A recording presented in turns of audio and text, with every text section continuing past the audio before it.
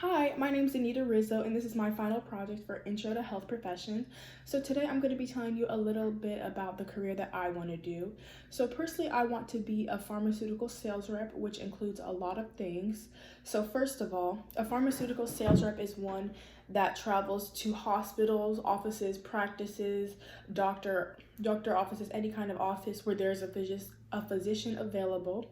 And to that physician, they will educate them on the new pharmacology drugs and updates that are happening. So this could include traveling to different states, countries, and even continents, depending on the scope and the company that you work for. So you may ask, what is a pharmaceutical sales representative's work schedule like? Well, let me tell you about that.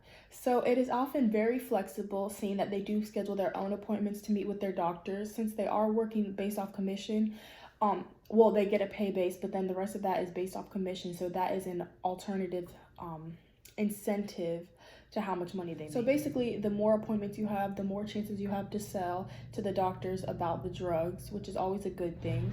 So they have a very flexible schedule. They work on their own time. They often, when they're working, they're traveling, they're waiting to see the doctors.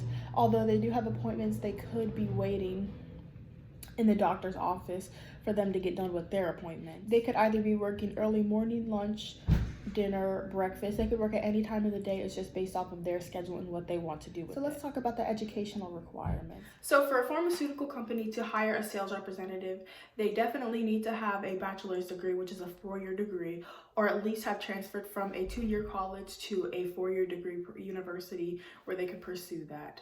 Although in the present it is not required, in the future a master's degree may be required and even more helpful when trying to obtain this job.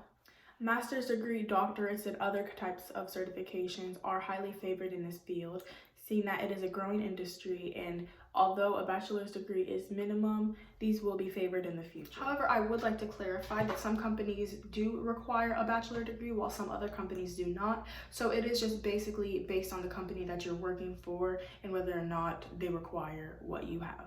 This is under the term of medical sales representative. So medical sales representative can sell anything from syringes, other types of programming, x-ray programs, all the way up to drugs and pharmacology. They'll just be considered a pharmaceutical sales rep. They're usually set a territory in where they work. So for instance, if you work in the central part of Florida, the northern part of Florida, those are territories that you'll be working with. And then it is your job to schedule your appointments with people and clients in those necessary areas. However, you could be an inside sales representative, which is just contacting current customers, making sure their shipments are on time, refilling their orders and things like that. In that case, they wouldn't have to leave the office.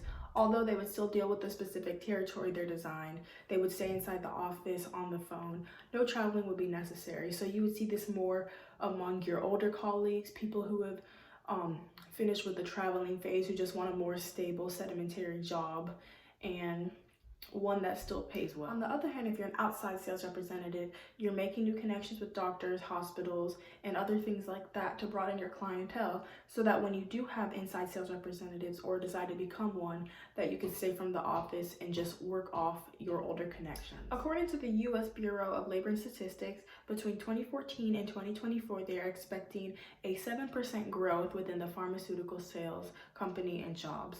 And the average median of how much you get paid is between $89,000 and $100,000 according to them. Now, always, this is a median, so it's not always guaranteed, but the majority of sales reps do make a lot just because they are so experienced and have a lot of passion that they make a lot of commission off of what they sell. So for every pharmaceutical sales rep, you're going to have a base salary, which could range from $50,000 to $60,000. But then according to how much you sell, who you sell to, and the amount of product that you sell, you're going to make a commission. And as we know, pharmaceuticals are not cheap. Drugs today are not cheap at all, especially when working with insurance companies.